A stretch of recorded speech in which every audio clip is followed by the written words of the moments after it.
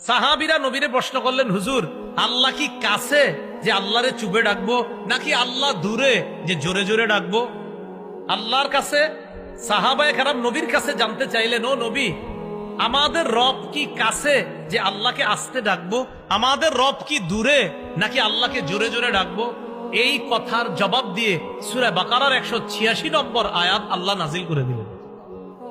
আল্লাহ বলেন, ওয়াইদা সাআলাকা ইবাদি আন্নী ফাইন্নী করিব। আপনাকে যখন আমার বান্দারা আমার ব্যাপারে জিজ্ঞাসা করে, আপনি তখন বলবেন ফাইন্নী করিব, আমি কাছে, আমি নিকটে।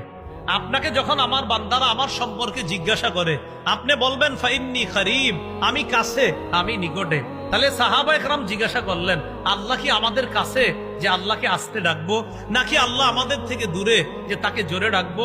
তখন আল্লাহ আয়াত নাজিল করে বললেন, আমার বান্দারা আপনাকে আমার ব্যাপারে জিজ্ঞাসা করে, আপনি বলে দেন ফাইন্নী করিব, আমি আল্লাহ কাছে।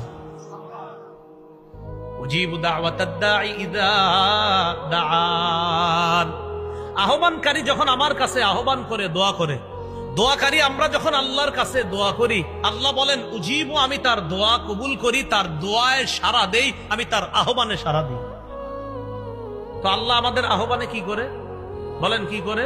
কারণ আমগো কি করা দরকার? আল্লাহ বলেন ফাল্যাস্তাজিবু লি, আমি যেহেতু বান্দার ডাকে সাড়া দিই, বান্দারাও যেন আমার ডাকে সাড়া দেয়।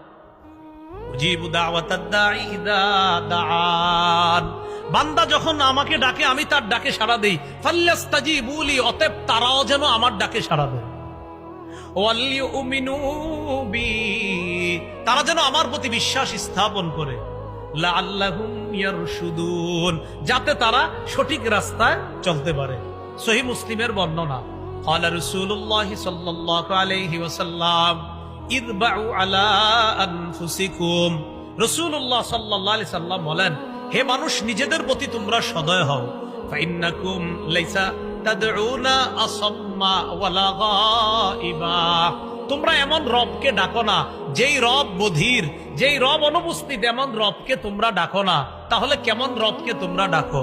ইন্নাকুম তাদউনা সামিআন করিবা, এমন রবকে ডাকো যেই রব তোমাদের কথা শোনেন, করিবা, অতি নিকটে থেকে তোমাদের কথা শোনেন। ওয়া হুয়া মাআকুম, নবী বলেন তিনি তোমাদের সাথে আছেন।